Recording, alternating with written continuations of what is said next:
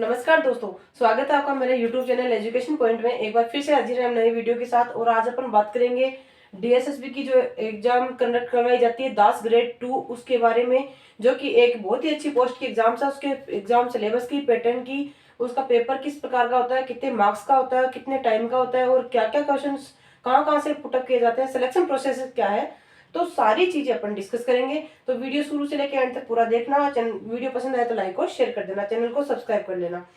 तो फ्रेंड्स, बात करते हैं दास ग्रेड 2 की।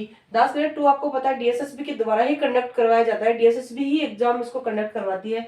ये एग्जाम इतनी बढ़िया पोस्ट है कि आपको सीधा सिविल सर्विसेज से जोड़ती है, आपको उसकी बराबरी वाली फीलिंग दिलाती है। ये पोस्ट जो है बहुत अच्छी पोस्ट है। तो इसके अंदर एग्जाम कैसे होती है, कैसे सिलेक्शन होता है, वो अपन डिस्कस करेंगे। इसके अंदर होते हैं टीयर फर्स्ट और टीयर सेकेंड, यानी कि दो टाइप के एग्जाम्स होते हैं इसमें, टीयर 1 और टीयर 2। बात करेंगे अपन टीयर 1 की। टीयर 1 में जो टाइम होता है वो कितने घंटे का, 2 घंटे का पीरियड होता है। यानी कि 2 घंटे के टाइम पीरियड में आपको एग्जाम जो है वो कंडक्ट करवाई जाती है। और एग्जाम जो आपकी है वो हमेशा इसमें ऑनलाइन ही होगी, ये आप ध्यान रखिएगा। क्योंकि जो भी ऑनलाइन पेपर होते हैं वो बहुत ही टफ होते हैं, तो अच्छे बढ़िया लेवल के पेपर आते हैं, ऑनलाइन एग्जाम होते हैं वो। तो इसका ऑनलाइन पेपर होगा। मार्क्स कितने होंगे, 200 मार्क्स का ये पेपर होगा। टीयर 1 की बात कर रही हूँ मैं, 200 मार्क्स का पेपर होगा, जिसमें कौन कौन से सब्जेक्ट पूछे जाते हैं वो चीज मैं आपको बता रही हूँ। हिंदी, इंग्लिश, मैथ्स, रीजनिंग और जीके, ये 5 सब्जेक्ट जो है आपके टीयर 1 में पूछे जाते हैं। ईच सब्जेक्ट 40-40 मार्क्स के होते हैं, यानी कि प्रत्येक सब्जेक्ट आपको 40-40 मार्क्स के इसमें पूछे जाएंगे। और 40-40 मार्क्स आपको इसमें से केवल क्वालिफाइंग मार्क्स है। 40 मार्क्स के अंदर आपको क्वालिफाइंग नंबर ही लाने हैं, यानी कि 200 नंबर का जो पेपर है उसमें आपको क्वालिफाई ही करना है। इसमें आपको कोई मेरिट में नहीं आना है, मेरिट में आके कोई नाम रोशन नहीं करना है, इसको आपको क्वालिफाई करना है। तो आपको पेपर करते टाइम इस बात का ध्यान रखना है कि मुझे सारे क्वेश्चन अटेम्प्ट नहीं करने हैं, मुझे उतने ही अटेम्प्ट करने हैं जितने मैं पेपर क्वालिफाई कर सकूं। यानी कि 40 मार्क्स का जो ये क्राइटेरिया है, इसका आपको क्वालिफाइंग मार्क्स इसके अंदर लाने हैं, इससे ज्यादा आपको नहीं लाने। ये क्योंकि क्वालिफाई राउंड है, यदि आप इसमें क्वालिफाई हो जाते हैं तो आपको जो मेंस एग्जाम है वो देने का मौका मिलेगा। और उसी के अकॉर्डिंग आपकी मेरिट बनेगी, उसी के अकॉर्डिंग आपका जो मेंस है वो क्लियर हो पाएगा। तो बात हो गई टीयर 1 की। अब बात करेंगे ये जो 40 क्वेश्चन आपको हिंदी में आएंगे वो मतलब कौन से लेवल के आएंगे, तो 10th लेवल के आपसे पूछे जाते हैं। 10th लेवल हिंदी आती है, जो कि एक नवीन व्याकरण करके हिंदी आती है, आप वो पढ़ सकते हो। हिंदी की तो बहुत सारी व्याकरण की बुक है, कहाँ से भी पढ़ सकते हो। और इंग्लिश है वो भी 10th लेवल की आती है। मैथ्स और रीजनिंग के लिए आपको बहुत सारी गाइडें मिल जाएंगी।